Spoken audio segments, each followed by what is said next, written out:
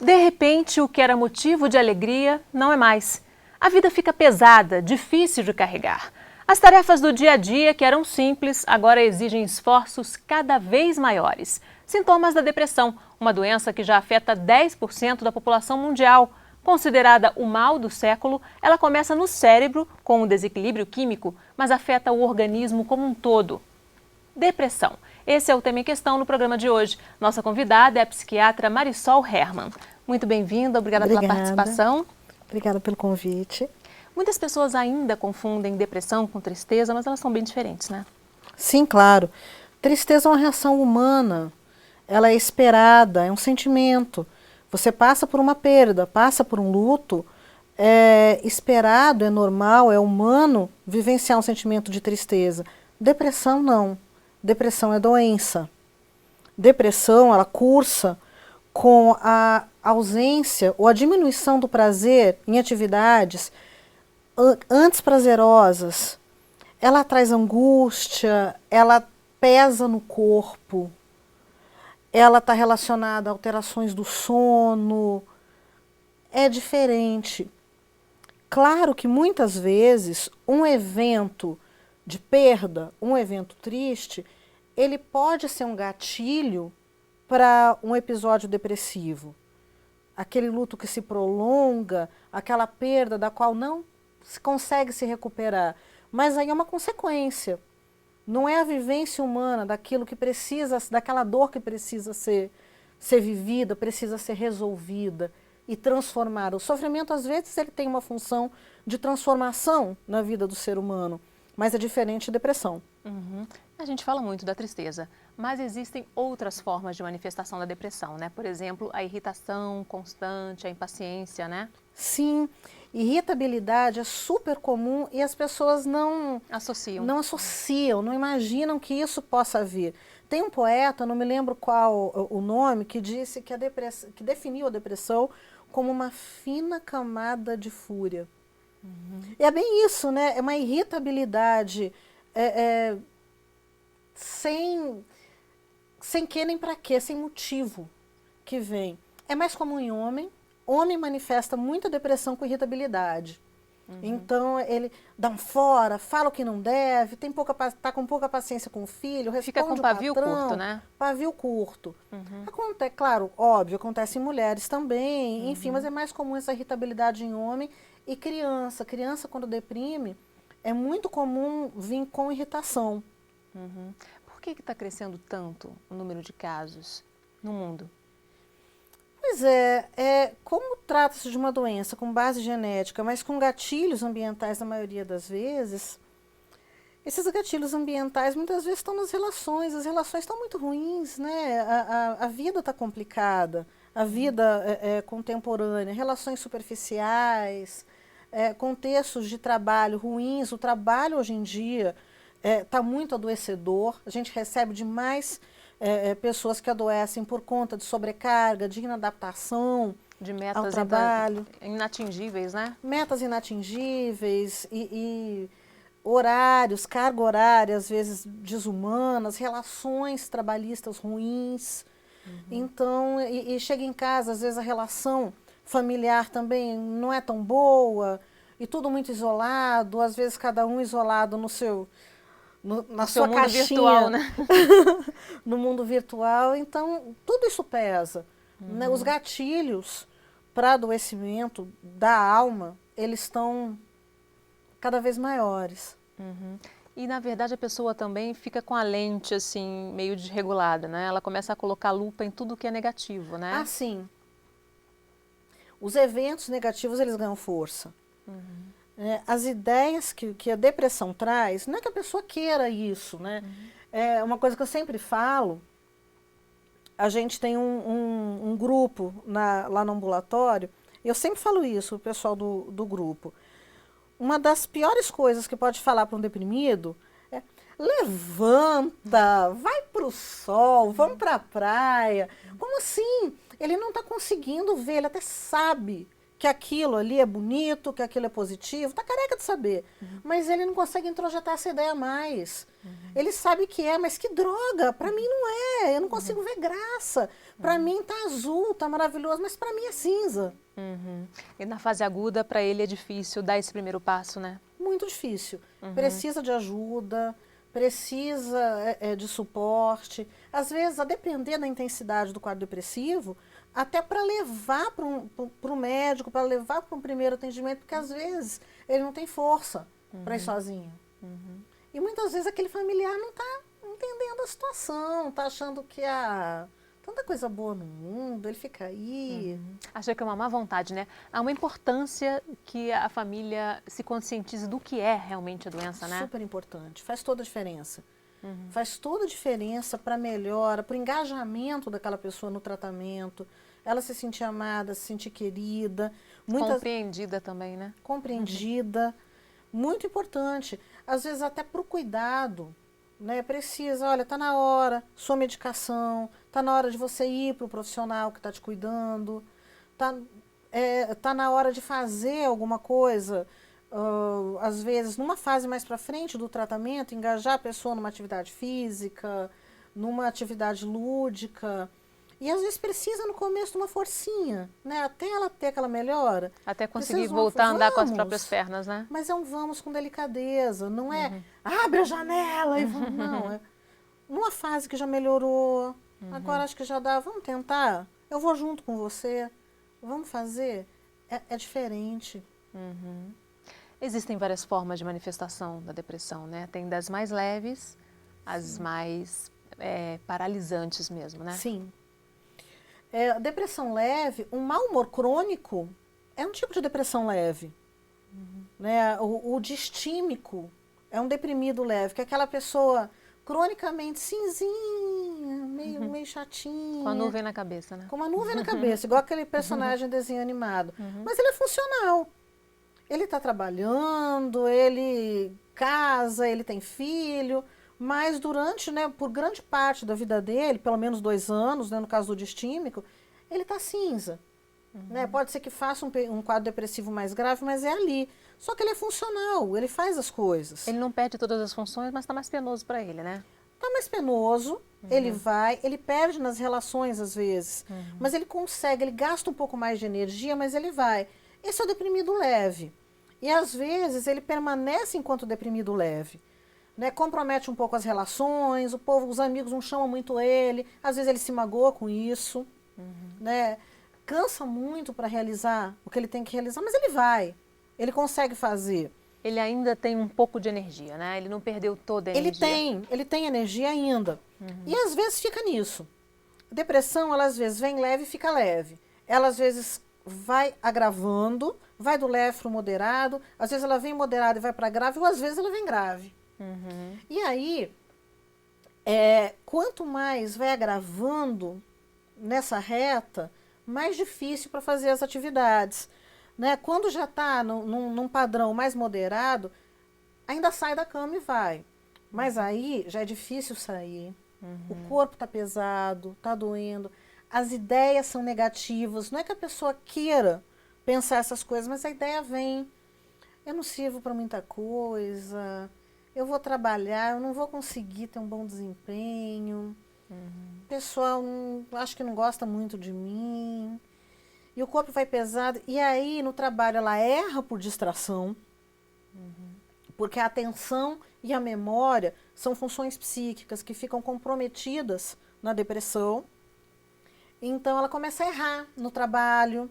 Né? Se ela tem irritabilidade, se é uma mulher, ela já trata mal o marido, ela já não quer mais ter relação, porque diminui a libido. Às vezes, já dá um grito com o filho que não queria dar. Então, aí a culpa, o mal-estar, os erros vão retroalimentando esses sintomas. Né? Então, a primeira pergunta que você me fez, que é diferente de tristeza, olha só, compromete várias funções. A memória não é a mesma, a atenção não é a mesma, a rapidez, a agilidade não é a mesma. Então, compromete a vida como um todo. Mas, quem tem depressão, tem momentos que está bem. Ele está a maioria do tempo com humor ruim se ele está num episódio depressivo. Mas a depender, né, da onde está nessa reta, né, um deprimido grave não levanta mais da cama. Mas a depender de onde ele está nessa reta, ele consegue reagir. E em alguns momentos, se ele reage, ele dá um melhorazinho, mas daqui a pouco ele volta para o padrão. Uhum. O que caracteriza é estar a maior parte do tempo daquele jeito, com humor ruim. Uhum. E é preciso realmente o trabalho do profissional para identificar e para tratar, né? Ah, sem dúvida. Uhum. O que acontece no cérebro de uma pessoa que tem depressão? Então, o aporte de um neurotransmissor, de uma substância chamada serotonina, está diminuído. Esse é o principal acontecimento. Esse neurotransmissor ele é ligado à sensação de prazer. Se está diminuído, fica difícil conseguir se abrir para a vida. Então, no cérebro, o que acontece? Basicamente, claro que tem 1000 outras reações, mas assim, a grosso modo, esse é o principal neurotransmissor, principal substância, que ela é liberada de neurônio para neurônio em determinadas áreas do cérebro, de célula para célula. Se ali naquele meio está faltando, vem o sintoma. A vida começa a perder o colorido, né? Vai empalidecendo, né? Tá certo. Nós vamos fazer um rápido intervalo. No próximo bloco, a gente continua falando sobre depressão. O Em Questão volta em instantes. Até já.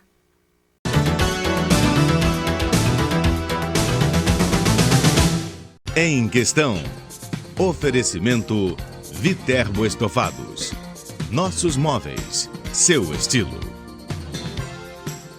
Em Questão. Oferecimento Viterbo Estofados. Nossos móveis, seu estilo.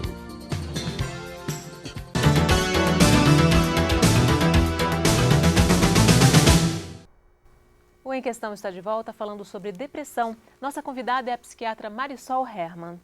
Marisol, muita gente acaba demorando para procurar ajuda, né? Até pelo quadro não ser assim tão claro, né? Ah, isso acontece muito. Às vezes o psiquiatra é o último médico a ser procurado. Uhum. Já está com sintomas físicos, está com dores, vai no clínico. O limiar para dor na depressão ele é alterado, então quem tem depressão, está no episódio depressivo, sente mais dor. Então, aquela dor mal localizada, o corpo está ruim. Procura todo mundo, né? Vai para algum problema. Vai para o ortopedista, vai para o reumato, vai para o clínico, vai para todo mundo. E às vezes os colegas falam, não, é depressão, faz o diagnóstico, mas não se convence, não. Vou em outra pessoa. E às vezes o psiquiatra já é o 3º ou 4º médico que aquele indivíduo procura. E é importante procurar logo, né? É importante ter esse diagnóstico logo no primeiro momento, porque se essa depressão ela for recorrente, não for tratada, ela pode virar crônica, né? Então, o que acontece? O indivíduo, ele tem um primeiro episódio de depressão na vida. Se ele tem um episódio, ele já tem uma chance maior que a população geral de ter novos episódios. Normalmente, num primeiro episódio de depressão, a gente trata durante um tempo, conclui o tratamento, orienta que ele tem uma chance de voltar a ter e dá alta. Em termos médicos, é o que a gente faz. Se aquele indivíduo faz um segundo episódio, aí o protocolo já é avaliar. A gente já trata por mais tempo, mas a chance dele já é aumentada em relação àquele que teve um só para fazer um outro, para ter depressão de novo. Então a gente já avalia. Num quadro mais grave, a depender, olha, o episódio que você teve foi tão grave, vamos manter, enfim. Às vezes aquela pessoa é mais resistente, a gente trata por um tempo mais prolongado, mas ainda tem essa possibilidade. A partir do 3º, aquela possibilidade de fazer novos episódios, ela é tão grande que a gente já orienta a manter como doença crônica. Essa pessoa ela vai precisar tomar um medicamento para a vida toda. Tomar antidepressivo. Porque assim, às vezes, né, até por todo o estigma que o adoecimento psíquico tem na sociedade, a pessoa compreende como um peso. Mas não é. É melhor cuidar, né, compreender a medicação como uma aliada. Porque quem faz quadros depressivos e vê a vida se perdendo, as relações se perdendo, e perde emprego e sofre, tudo isso é tão pesado que se pode ser controlado e toma medicação e fica bem. Claro que não é só a medicação é uma das estratégias. Mas é uma estratégia importante também. Né? Não é milagroso, mas é uma estratégia importante e precisa. Assim como o hipertenso, ele precisa da medicação, da dieta, da atividade física. Quem tem depressão, é importante que tome o seu remédio, tem que tomar. É importante que se puder, que se conheça, que faça uma psicoterapia, que invista em autoconhecimento, em transformação. É importante que faça uma atividade física. Claro que tem outras coisas, mas a medicação é parte. E o trabalho que a gente tenta fazer com os pacientes, com as pessoas que nos procuram, é tirar o peso disso. É uma coisa que tem que lidar, mas dá para viver e dá para viver bem. Mas precisa cuidar. E como é que essa medicação atua no organismo? Então, antigamente, essas medicações elas davam mais efeito colateral. Elas eram complicadas, às vezes, para algumas pessoas. Hoje em dia, é muito tranquilo em termos de para-efeito. O que elas vão fazer? As principais medicações que a gente usa são os inibidores seletivos da recaptação de serotonina. Lembra que eu falei que é o principal neurotransmissor, que é a principal substância que fica ali em falta? Pois bem, se ele inibe a recaptação pela célula, então ali vai aumentar o aporte, a quantidade de serotonina disponível. Então vai corrigir o que está em falta. E ela vai atuar dessa forma. Muitas ainda dão efeito colateral e é por isso que tem um arsenal grande aí e às vezes é preciso trocar, ajustar, né? Ah, sem dúvida. Assim, hoje em dia é muito bem tolerado. Mas, gente, até água dá efeito colateral. Então, eu sempre falo isso também. Calma. Né? Vou ter efeito? Vou ficar mal com essa medicação? A princípio, não. É muito tranquilo, mas eu não tenho como dar certeza. Por isso que eu estou aqui disponível para voltar. Né? Você se sentir mal, se tiver alguma coisa, faz contato. A gente vê o que pode fazer. Se for um efeito que estiver incomodando, tem um monte de possibilidades de medicação.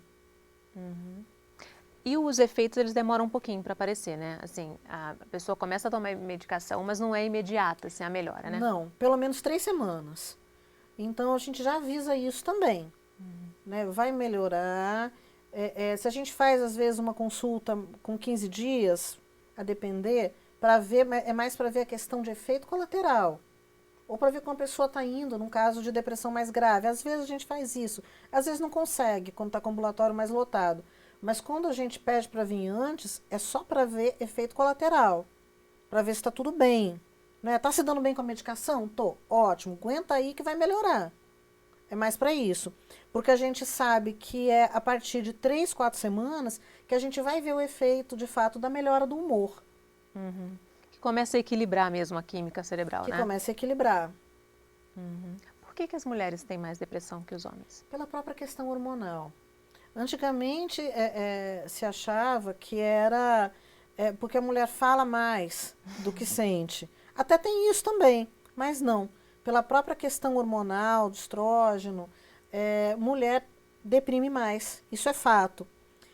No entanto, os homens se suicidam mais. A mulher tenta mais, né, ela tem mais tentativas, ela tem mais depressão, mas os homens eles têm eficácia de suicídio 5 vezes mais do que as mulheres. Que é uma coisa que hoje em dia está se falando, da saúde mental masculina. Né, que apesar de pelo menos em relação à depressão, ter menos, são graves e passa ato. Então, e homem fala pouco. Não é culturalmente treinado para dividir esse tipo de coisa. para né? dividir e para assumir a existência do mundo psíquico, do mundo emocional. É difícil. São os que menos procuram. É difícil para o homem romper a barreira do patriarcado, da sociedade patriarcal e procurar ajuda. Mas tem uma incidência e em que faixa etária acontece mais com os homens? Normalmente em torno dos 30 anos. Essa é a maior faixa de, É a maior de incidência. Nas mulheres também tem a depressão pós-parto, né? Sim.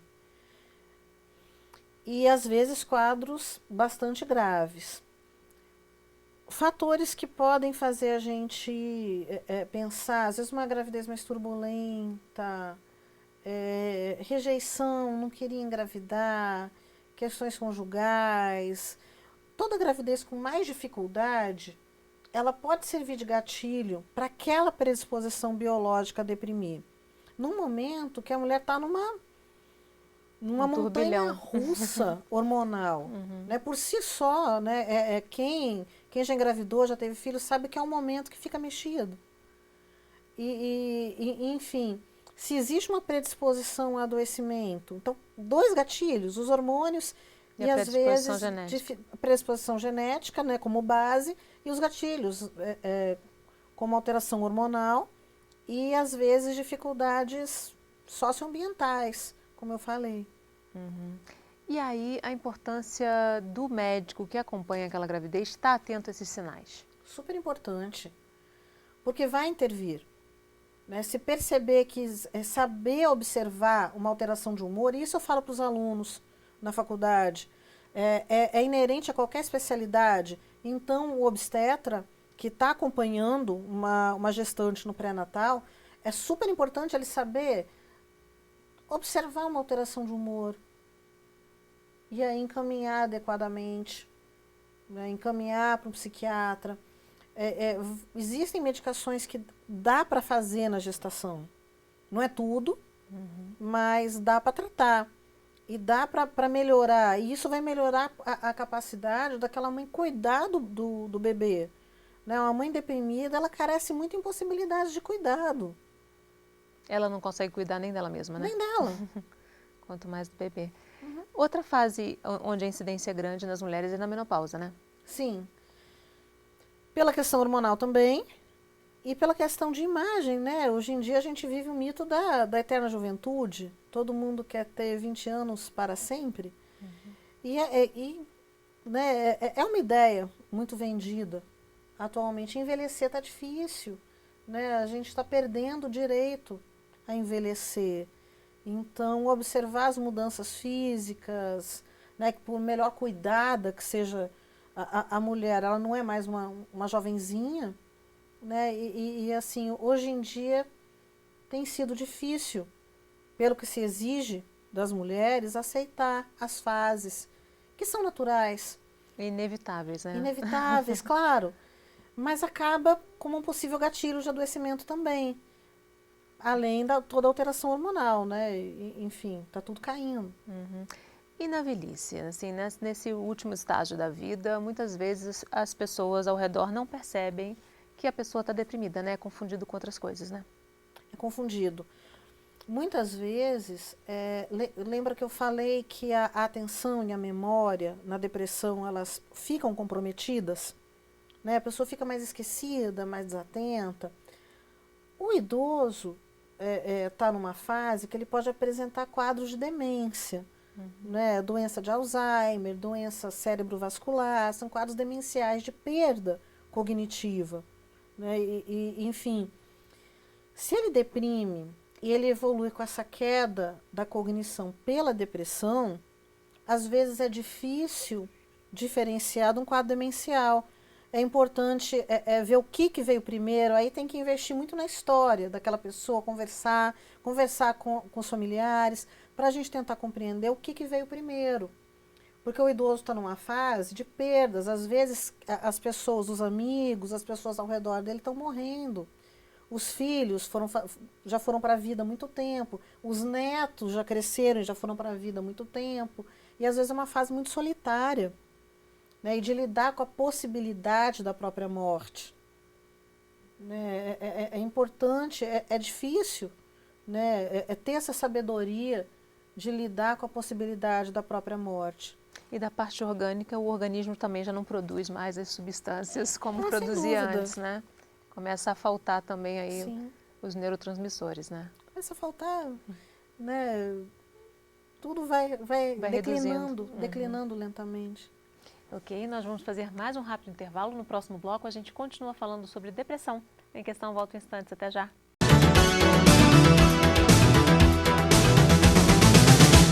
Em Questão. Oferecimento Viterbo Estofados. Nossos móveis, seu estilo. Em Questão. Oferecimento Viterbo Estofados. Nossos móveis, seu estilo.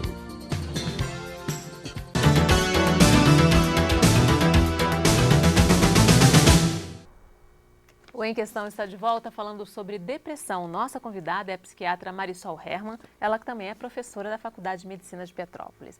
Marisol, já está sendo comprovado por várias pesquisas, vários estudos, que a depressão ela não afeta só o cérebro, né? Ela traz consequências para o corpo todo. Ah, sem dúvida. O indivíduo no episódio de depressão, ele tem uma maior liberação de cortisol, que vai, entre outras coisas, alterar a imunidade. Então, é um indivíduo que tem uma possibilidade maior de adoecer, ele fica mais suscetível a infecções, pode alterar a pressão arterial, tem mecanismos como o aumento da absorção de sódio, de sal, que vai fazer aumentar a pressão arterial, entre milhares de outras coisas. Processos inflamatórios, né? Processos inflamatórios. E a dor, como eu falei antes, a dor física, ela é mais forte, né? O corpo fica ruim, fica pesado, então é um indivíduo que fica mais limitado, mais dolorido. Nessa depressão leve, que muitas vezes a pessoa carrega por anos, há esse quadro bem definido de um cansaço crônico, né? Cansaço crônico, que limita a vida. Às vezes a pessoa até dá conta de fazer as coisas, mas com gasto energético horroroso. Com 2 bolas no pé, né? Uma em cada pé, né? Com um peso muito grande na vida, né? E tem uma relação também com doenças cardiovasculares, né? Sim, né? Até pelo que que eu falei. Da questão da pressão arterial, da questão né? da pressão arterial, enfim. Né? Da liberação também, quem tem irritabilidade, a liberação de adrenalina faz vasoconstrição, aumenta o risco cardiovascular também. Enfim, tem inúmeras repercussões. É um indivíduo que está doente. Né? Ele precisa de cuidado. Quanto antes esse cuidado for feito, né, melhor para o organismo como um todo, né? Ah, sem dúvida. Porque aí vão surgindo as comorbidades, né? Vão surgindo. Por exemplo, o deprimido altera muito a dieta, ou ele come de menos ou ele come de mais.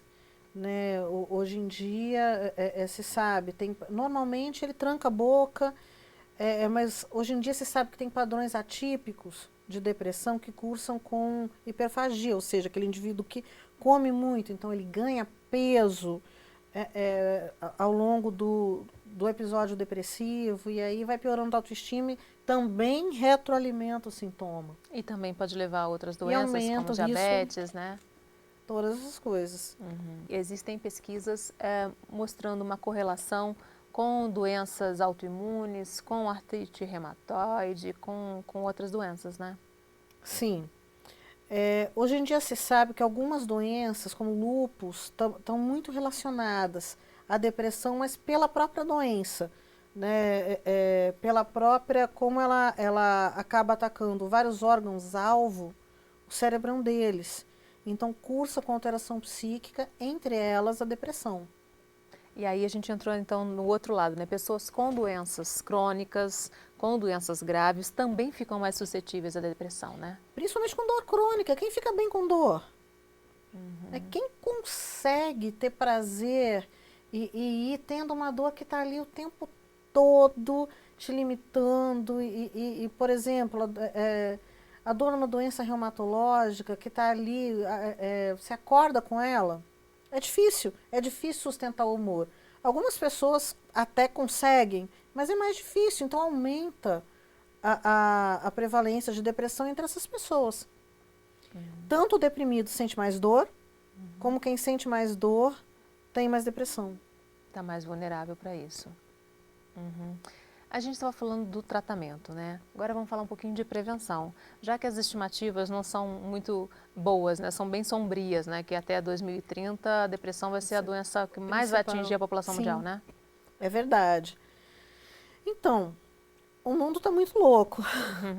A vida está muito complicada, as relações estão superficiais, as pessoas cada vez com mais amizades na rede social e com menos olho no olho, com menos abraço, com menos toque. Ao contrário do que a gente previa para o futuro lá atrás, né, que a gente ia ter mais qualidade de vida, a gente não conquistou essa qualidade de vida. A gente vai ter que abrir esse espaçozinho para conquistar, né? Tecnologia é um negócio legal, mas vai precisar achar um meio termo em tudo isso. Reconstruir relações, talvez repensar o trabalho, né? Qual o papel do trabalho na vida do ser humano precisa ser, né? A origem da palavra trabalho vem do instrumento de tortura medieval. Mas será que precisa ser assim? Precisa ser torturante? Não dá para ser edificante? Então, isso é uma coisa que precisa ser revista de uma maneira muito profunda. E enquanto não dá para mudar essa estrutura que está aí, a gente tem que conseguir mudar a nossa rotina, né, Marisol? Sem dúvida. Atividade física, né? A gente sabe que durante a atividade física a gente libera substâncias que agem como antidepressivos naturais, que são as endorfinas. Então, isso vai ajudar, além de ajudar a diminuir risco cardiovascular, vai dar uma disposição, vai dar um gás, melhora o humor. Então, é uma excelente prática preventiva. Tentar melhorar as relações, ok, a contemporaneidade está complicada, mas faz o seu. Vai lá, chama seu amigo para conversar um pouquinho, olho no olho, conversa com sua esposa, seu marido, faz uma coisa, chama os filhos, arruma pelo menos, sei lá, se não der muito tempo, alguns minutos no dia para ter o toque, para ter a presença, para largar o celular. A boa e velha conversa ao vivo, né? Isso. Não só a conversa ali no Zap, né? E sabe uma coisa também que ajuda um bocado? Quem pode e gosta, tem uma troca afetiva, tem um bichinho de estimação. Adota um bichinho.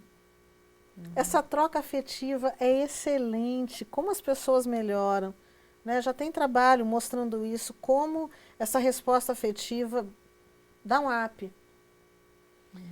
Fazer uma atividade artística, de repente se descobrir, aprender alguma coisa, produzir beleza como um todo. Isso previne adoecimento, isso é saúde. Produzir beleza é saúde. E investir no autoconhecimento. Sempre é legal. Quem puder aprofundar e num processo terapêutico é muito interessante. Existem serviços públicos e gratuitos aí à disposição, né? Sim. Não é muito fácil. Né? Poderia ser melhor, né, em termos de acesso. Mas em construção, né? Aqui em Petrópolis, por exemplo, vocês têm um trabalho no ambulatório escola, né? Isso. No ambulatório escola, eu trabalho no internato, né, que é o último ano, né, são os 2 últimos anos, eu fico na psiquiatria, no ambulatório, e atendo junto com os alunos, orientando, e a gente atende as pessoas. E nós temos um grupo de pessoas, né, de pacientes do ambulatório que a gente reúne uma vez na semana e tem sido uma experiência maravilhosa. As pessoas se ajudando e como é terapêutico escutar do outro, não, o que você tem, eu também sinto, mas estamos juntos. Às vezes um melhora, o outro vem estar numa fase ainda que precisa melhorar, e o outro vê que o outro já conseguiu evoluir mais e fica mais esperançoso. Abre uma nova perspectiva para essas pessoas, né? Abre. Como tem sido legal. E é um grupo que tem vindo pessoas, algumas delas, que não estão habituadas a ter voz. né, falando de si, isso dá uma alegria, é muito gratificante. É O muito, ser humano precisa da troca, né? precisa da troca, e isso tem faltado. Previne, troca é saúde. Qual o conselho que você daria para uma pessoa que está assistindo o programa e que fala, pô, acho que eu estou com alguns desses sintomas, o que que eu faço? Não tenha medo, procura ajuda, vá conversar. É muito sofrido, mas tem como resolver, não precisa ser sofrido sempre, vai passar, mas precisa dar um primeiro passo, coragem. E melhora muito com o tratamento, né? Melhora. Dá para retomar a vida, né? Dá para retomar a vida, Tá dá certo. para voltar a ver as cores. Tá certo, muito obrigada, tá? Infelizmente nosso tempo terminou. Agradeço muitíssimo a participação Eu da que doutora agradeço. Marisol. E a gente tem um encontro marcado no próximo Questão. Espero você até lá.